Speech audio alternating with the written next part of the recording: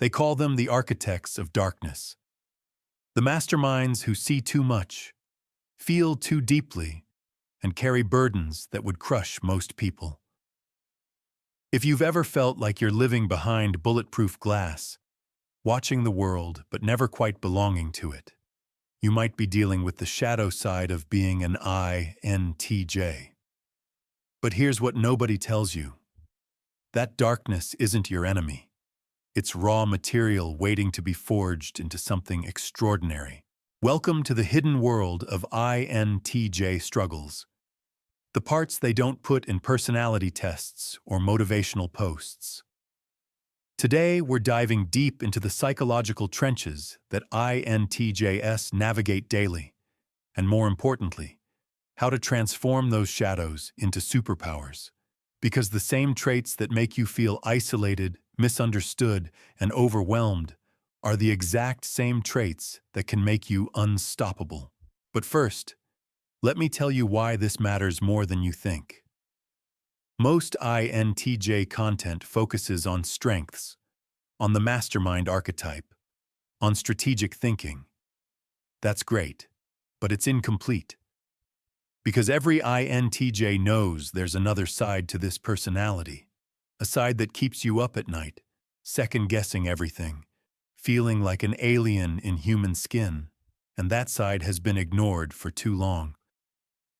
I've spent years researching the psychological patterns that plague INTJs, interviewing dozens of them, diving into cognitive science, and what I've discovered will change how you see yourself forever. The dark side isn't a bug in your system. It's a feature that most people just don't know how to use. Let's start with the elephant in the room. Analysis paralysis. That beautiful, torturous gift of seeing every angle, every possibility, every potential disaster before it happens. While others make quick decisions and move on, you're stuck in an endless loop of what-ifs and worst-case scenarios. Your mind becomes a war room where every choice gets dissected until you're too exhausted to choose anything at all. Sarah, an INTJ software engineer, described it perfectly. She said it's like having a supercomputer for a brain, but the processing power meant for solving complex problems gets hijacked by everyday decisions. Should she take that job offer? What if the company culture is toxic? What if she's leaving a stable position for something worse? What if she stays and misses the opportunity of a lifetime? Round and round the thoughts spiral until the decision gets made for her by default. This isn't just overthinking. This is cognitive quicksand. The more you struggle, the deeper you sink. And here's the cruel irony. Your ability to see patterns and predict outcomes, the very thing that makes you brilliant at strategy, becomes the thing that paralyzes you when the stakes feel personal. But here's where it gets interesting. That same analytical mind that traps you also holds the key to your freedom. The secret lies in understanding that your brain isn't broken. It's optimized for complexity, not simplicity. Most decision-making advice tells you to trust your gut or make quick choices. That's terrible advice for an INTJ. Your gut is connected to a supercomputer, not a simple calculator. Instead, you need to work with your analytical nature, not against it. Time box your analysis. Give yourself a specific window to explore all possibilities, then force a decision. Create decision frameworks that honor your need for thoroughness while preventing endless loops. Set up external constraints that make paralysis impossible. But analysis paralysis is just the beginning. Let's talk about something even more isolating. The burden of seeing what others can't see. INTJs don't just think differently, they perceive reality at a different resolution. While others see the surface, you see the systems underneath. While they focus on immediate concerns, you're tracking long-term consequences 3 moves ahead. This sounds like a gift, until you realize what it actually means for your daily life. You see the flaws in every plan, the problems brewing beneath smooth surfaces, the contradictions in people's logic. You become a walking early warning system for disasters that haven't happened yet. And when you try to share these insights, you're met with blank stares, dismissal, or worse, accusations of being negative.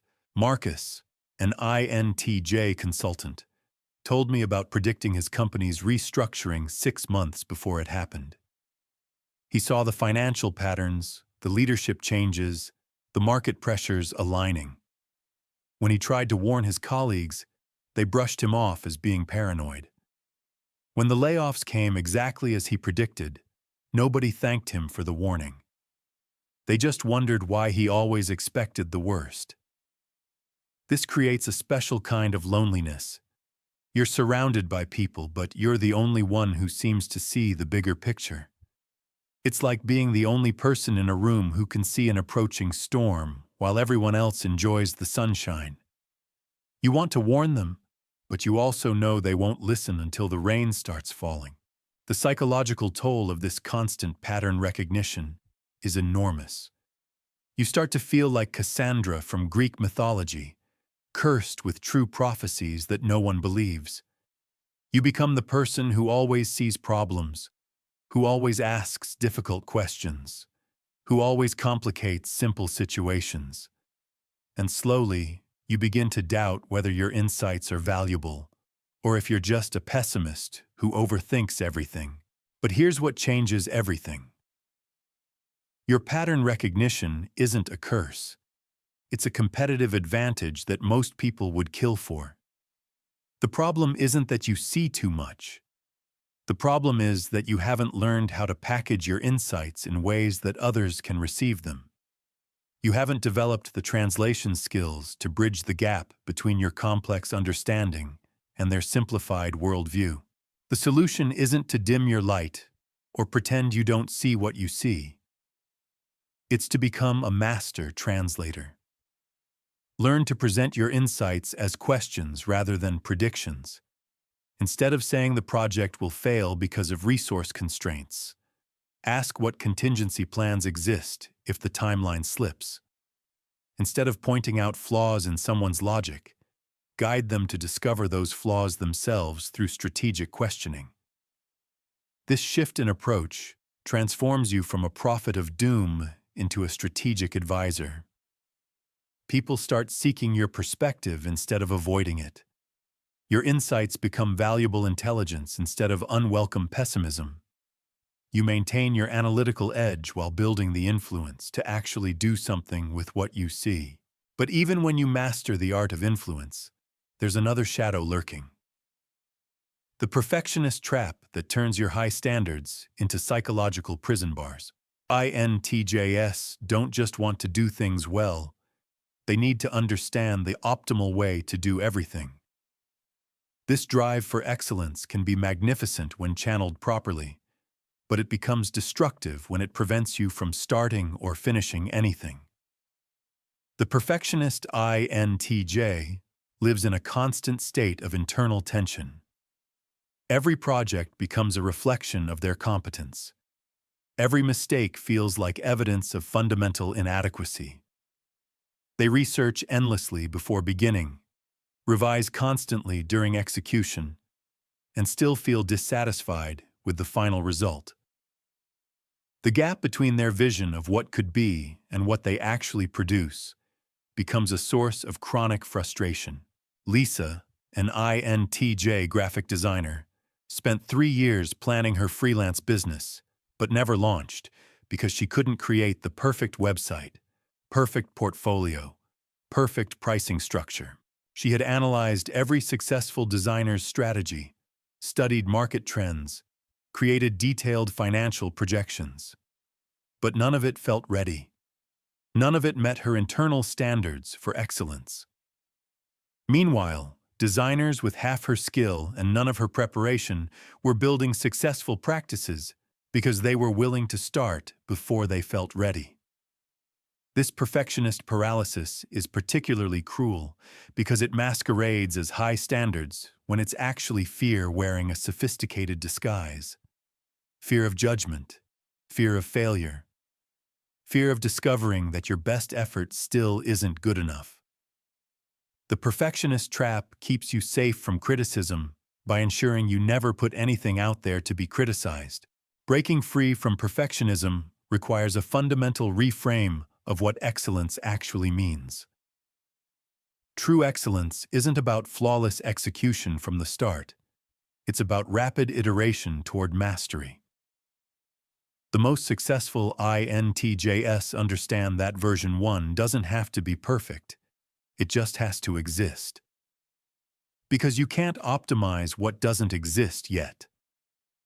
The antidote to perfectionist paralysis is what I call the prototype mindset.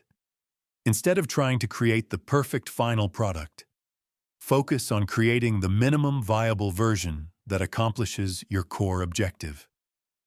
Ship it, gather feedback, iterate, improve.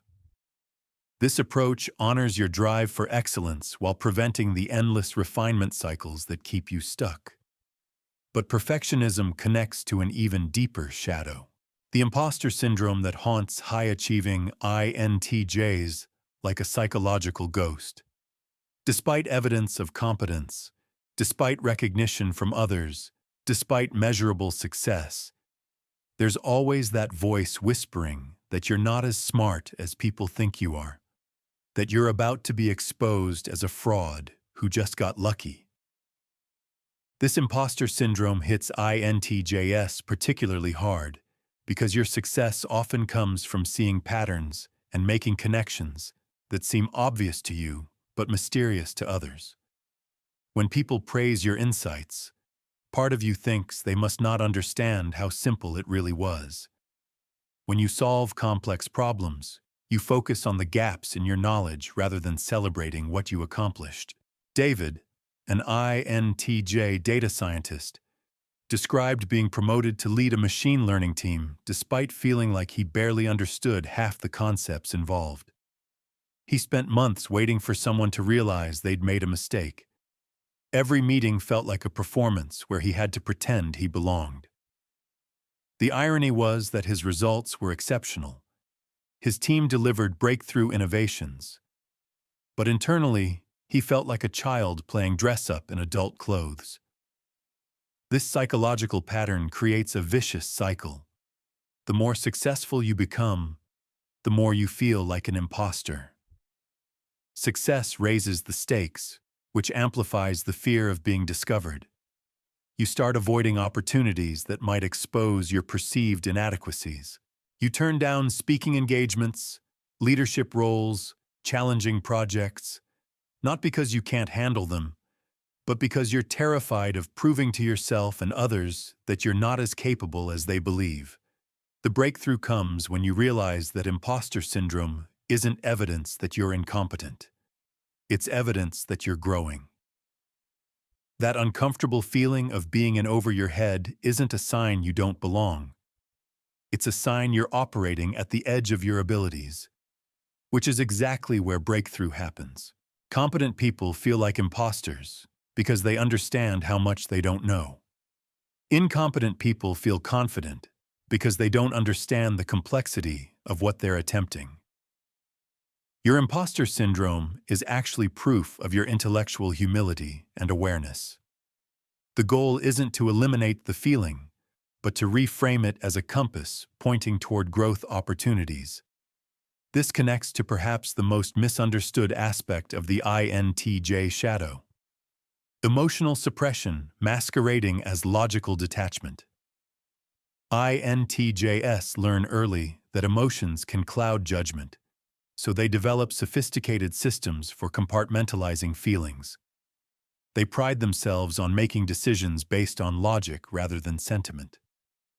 But this emotional compartmentalization comes at a hidden cost. Suppressed emotions don't disappear.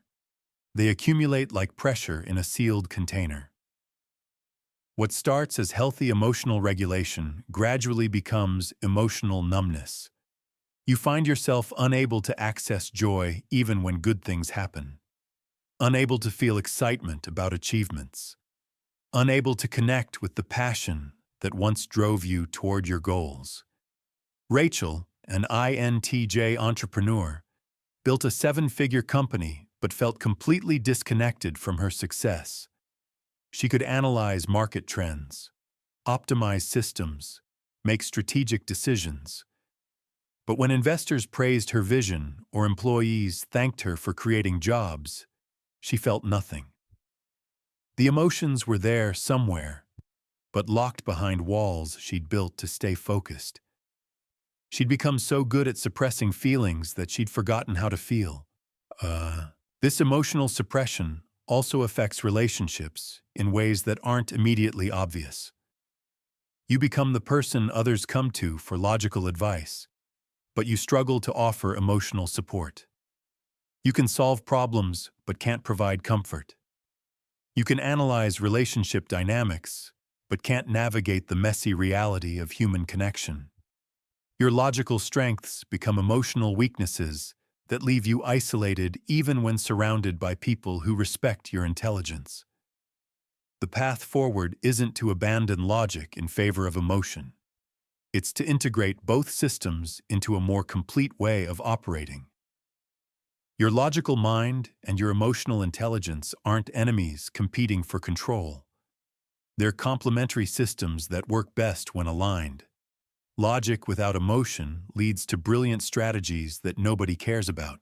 Emotion without logic leads to passionate commitments that fall apart under pressure.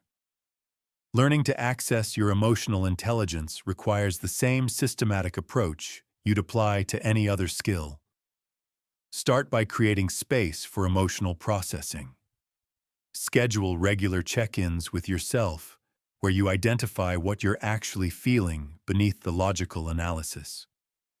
Practice expressing emotions in low-stakes situations before attempting it in crucial moments. Develop emotional vocabulary that allows you to articulate internal states with the same precision you bring to intellectual problems. But perhaps the most insidious shadow of all is the tendency toward cynicism that develops as a protective mechanism. When you see systems failing, people making predictable mistakes, organizations repeating historical errors, it's natural to develop a cynical worldview.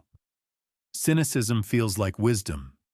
It protects you from disappointment by lowering expectations. The problem with cynicism is that it becomes a self-fulfilling prophecy.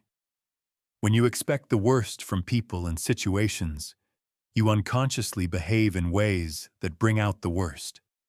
You become less willing to invest in relationships, less likely to take risks on new opportunities, less open to possibilities that don't fit your pessimistic predictions. Your cynicism, meant to protect you from disappointment, actually creates the very disappointments you feared. This cynical drift is particularly dangerous for INTJs because your pattern recognition abilities provide endless evidence to support negative worldviews. You can always find data points to justify pessimism. You can always identify flaws in optimistic scenarios. But data without context is just confirmation bias wearing intellectual clothes. The antidote to destructive cynicism isn't naive optimism.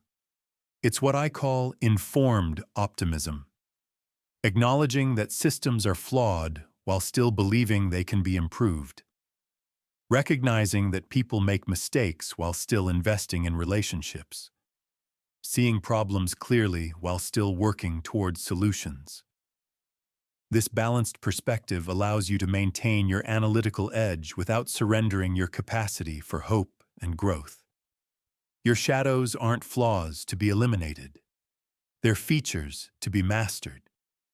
Every INTJ who's transformed their darkness into strength followed the same path. They stopped running from their analytical nature and learned to channel it.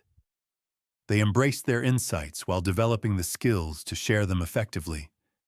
They accepted their complexity while building systems to manage it. The architects of darkness become the architects of change.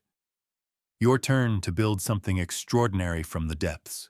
Like, share, and subscribe if you felt this. And if you're an INTJ, drop a red heart in the comments to let the rest of us know you're watching.